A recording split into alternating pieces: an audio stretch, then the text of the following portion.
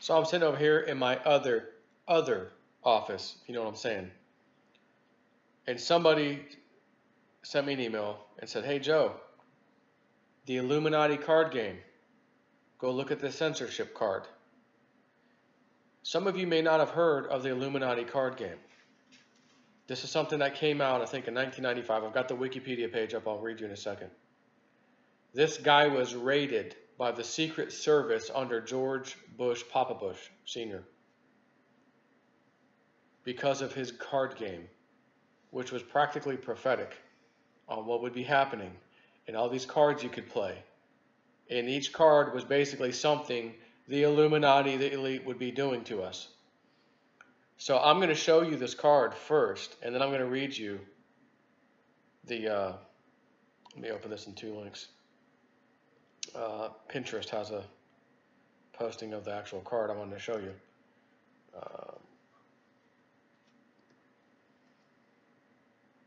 If it will let me in here. Right here. Okay. Oh wait, let me scroll down.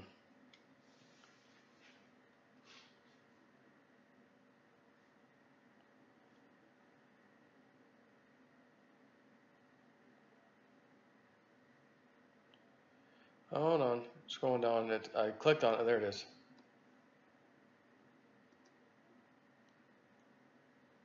It's actually a Japanese page, Pinterest. But anyways, here it goes. Censorship. This isn't a freedom of speech issue. This is a decency issue. We're closing you down. This card may be played by any straight conservative or government group which makes or aids an attack against a media group. It gives an extra 15 plus power to that attack and makes it privileged. It's a card game. You know, like Dungeons and Dragons or whatever. Pokemon cards. This game came out a long time ago. And did you catch? Even back then, this is 1995, I think, was when this went down. This card game, they got raided. I'll find out in a second when I read you the Wikipedia. This card may be played by any straight conservative. So you can't be gay, you can't be a liberal. Straight conservatives only. Again, I'm telling you, this, whoever came up with this damn game, and if you want to look at some of the cards, just look it up. Illuminati card game, and see some of these cards. I do remember the truckers on strike over the gas thing that happened in 2008. Chicken in every pot. Let's go up to the beginning because I saw some there. Just to take a quick look. Car bombs, assassinations is what it says. Canada. Canada has a +10 for direct control of any green group. California. All your media groups have +1 power. 5 power, 4 resistance. Weird, liberal, governmental, whatever that says, government. Coastal, huge, green. Isn't that interesting? Cable TV. 500 channels and nothing on it says. I've actually come out and done videos. Maybe twice, I'll say. You know, nothing a lot. And I think I was just ranting on cable TV, really any TV, but cable TV. And I'm like, we literally have hundreds of channels and there's nothing on TV. I was like, where can I sign up for the package? Give me the History Channel, History 2, and what used to be the Discovery Channel, or maybe or whatever they call it now, the Science Channel or something. That's all I need. I'm good. Give me 3 channels. I'm happy. I can watch my gold shows, you know, Oak Island and other things. I'm happy. That's all I need. Why am I paying for all these channels? Oh, you get all these channels, HD. I don't watch any of them. And not only that, it's television programming. Let's put out shows so that every single person in the world is busy over here watching our garbage so we can program them. 500 channels and nothing on. Add 1 to this group's regular and global power for each personality in your power structure. Corporate and media. What else do we got? Brush fire war. Now I gotta look. Hold on, I gotta put my face up here. The target Illuminati something cannot take out something group. An Illuminati action is required to play this. Brush fire. You don't say, speaking of California fires. What else do we have here? Bribery. Oh, we've never seen any of that in our government. Brazil. No kidding. The natural resources of Brazil give one extra action token each turn. The group controls it if that group's corporate. Boy Sprouts, not Boy Scouts, Boy Sprouts. Whenever the Boy Sprouts help to bring, what is that? Relief to any devastated location, you may draw a plot card. For purposes of bringing relief, they have a power of 12. Straight and peaceful, it says. Interesting. Botched contract. I don't know what that is. Book of Kells. Bodyguard. Play this card after any type of assassination. Let's keep going. Blood, toil, tears, and sweat. So there's just some of the cards. There's a lot more cards than this. Let me go ahead now and just go to the Wikipedia page, because that one card I just showed you in the beginning is pretty interesting, wouldn't you say, for what's happening right now in this country, in the media ban, or the banning of people like Alex Jones. They went after SGT report. Illuminati is a standalone card game made by Steve Jackson Games, inspired by the 1975 book. See, I didn't know that. Inspired by the 1975 book, The Illuminatus Trilogy, by Robert Anton Wilson and Robert Shea. The game has ominous secret societies competing with each other to control the world through various means, including legal, illegal, and even mystical. It was designed as a tongue-in-cheek rather than serious take on conspiracy theories. It contains groups named similarly to real-world organizations such as the Society for Creative Anachronism and the Symbionese Liberation Army. It can be played by 2 to 8 players. Depending on the number of players, a game can take between 1 and 6 hours. I'm not seeing Secret Service, because I want to find Steve Jackson Games rated office. Here we go. I said 1995. I was off. 1990. Steve Jackson Games. Now, I don't know if this is their real website. I'll show you this. But it does say, you see at the top there, sjgames.com Secret Service. So I'm going to read you this. On March 1st, 1990, the offices of Steve Jackson Games in Austin, Texas, speaking of Austin, Texas, Alex Jones, were raided by the U.S. Secret Service as part of a nationwide investigation of data piracy. The initial news story simply reported that the Secret Service had raided a suspected ring of hackers. Gradually, the true story emerged. More than 3 years later, a federal court awarded damages and attorney's fees to the game company, ruling that the raid had been careless, illegal, and completely unjustified. Electronic civil liberties advocates hailed the case as a landmark. It was the first step toward establishing that online speech is speech and entitled to constitutional protection, and specifically that law enforcement agents cannot seize and hold a BBS with impunity, meaning a bulletin board system. That's what they were called back in the day. You didn't have the internet. There would be people who put up a computer that had a modem or 2 or 3, and it would accept incoming calls.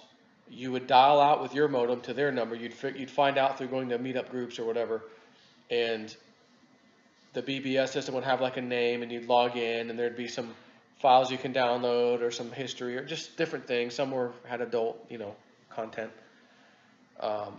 So I actually remember some of this. This is interesting. So it says, on the morning of March 1st, without any warning, a force of armed Secret Service agents accompanied by Austin police and at least one civilian expert from the phone company occupied the offices of Steve Jackson Games and began to search for computer equipment. The home of Lloyd Blankenship, the writer of GURPS Cyberpunk, was also raided. A large amount of equipment was seized, including 4 computers, 2 laser printers, some loose hard disks, and a great deal of assorted hardware. One of the computers was the one running the Illuminati BBS system, bulletin board system. Again, you could dial into that. The only computers taken were those GURPS Cyberpunk files. Other systems were left in place. In their diligent search for evidence, the agents also cut off locks, forced open footlockers, tore up dozens of boxes in the warehouse, and bent 2 of the office letter openers, attempting to pick the lock on a file cabinet.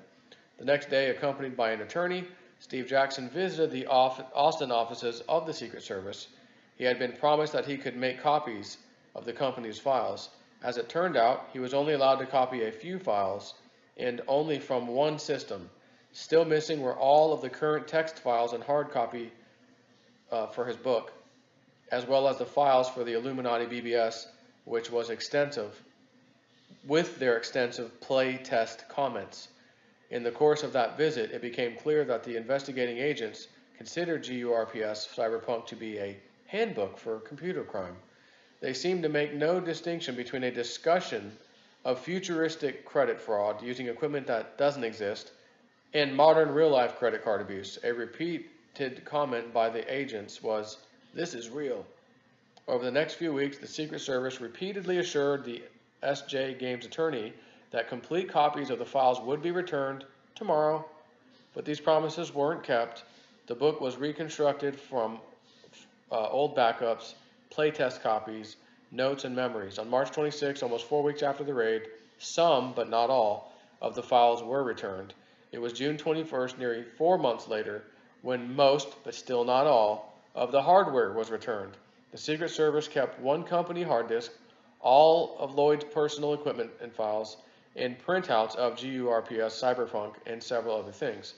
The raid, and especially the confiscation of the game manuscript, caused a catastrophic interruption of the company's business. SJ Games very nearly closed its doors. It survived only by laying off half of its employees, and it was years before it could be said to have recovered. Why was SJ Games raided?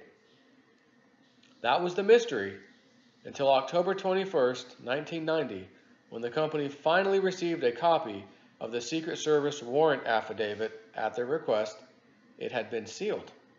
And the answer was guilt by remote association. While reality checking the book, Lloyd Blankenship corresponded with a variety of people, from computer security experts to self-confessed computer crackers. From his home, he ran a legal BBS, not illegal, but legal BBS, which discussed the computer underground, and he knew many of its members. That was enough to put him on a federal list of dangerous hoodlums. The affidavit on which SJ Games were raided was unbelievably flimsy. Lloyd Blankenship was suspect because he ran a technologically literate and politically irreverent BBS, because he wrote about hacking, and because he received and reposted a copy of the PHRACK, P-H-R-A-C-K newsletter. The company was raided simply because Lloyd worked there and used its entirely different BBS. As for GURPS Cyberpunk, it had merely been a target of opportunity, something suspicious that the agents picked up at the scene. Secret Service allowed SJ Games and the public to believe for months that the book had been the target of the raid. The one bright spot in this whole affair was the creation of the Electronic Frontier Foundation. In mid-1990, Mitch Kapor, John Barlow, and John Gilmore formed the EFF to address this and similar outrages. It's a nonprofit organization dedicated to preserving the constitutional rights of computer users. The EFF provided the financial backing that made it possible for SJ Games and for Illuminati users to file suit against the Secret Service. 2 active electronic civil liberties groups also formed in Texas, EFF Austin and Electronic Frontiers Houston, which have since merged to become Electronic Frontiers Texas. Again, this might be very old information here. And science fiction writer Bruce Sterling turned his hand to journalism and wrote The Hacker Crackdown about this and other cases where the law collided with technology. A few months after it was published in hardback, he released it to the net, and you can read it here online. In early 1993, the case finally came to trial. SJ Games was represented by the Austin firm of George Donaldson and Ford. The lead counsel was Pete Kennedy, and we won. The judge gave the Secret Service a tongue lashing and ruled for SJ Games on 2 out of the 3 counts, and awarded over $50,000 in damages, plus over $250,000 in attorney's fees. In October 1994, the Fifth Circuit turned down SJ Games' appeal of the last interception count, meaning that right now in the Fifth Circuit, it is not interception of your email messages when law enforcement officials walk out the door with the computer holding them. Interesting. So that's just a little background on that, of what happened and whatever.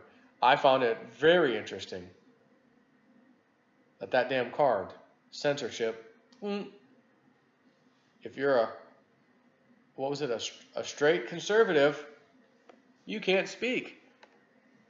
Holy crap. This card game, again, this 1990, these guys got rated based off of a book from 1975. Here we are in the year 2018. And white, straight conservatives, as a matter of fact, speaking of race anyways, are being banned left and right. Shut down completely. Isn't that incredible? Remember the conservative groups? I just talked about that. Lois Lerner, head of the IRS at the time.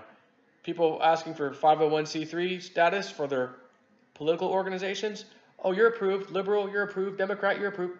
Conservative, not approved. Not approved. And when a lawsuit's filed and the people win, do we really win? Because did Lois Lerner pay anything? No. She walked away with $100,000+ pension a year. That's what she got out of the deal. Can you sue her personally? No. You can only sue her in her capacity at the government. That's it. And if you win, the government has to pay, which means your buddies, the taxpayers, your neighbors have to pay. So what would stop the government from keep on doing this over and over and over again when they have an open checkbook? You follow me? We need to be able to sue people individually and find them guilty and make them pay out of their pocket. That's some changes we need in this country. But anyways, very interesting that this damn card from a game is literally being played right now in real life. And it's spelled out for you, never changed. Take care.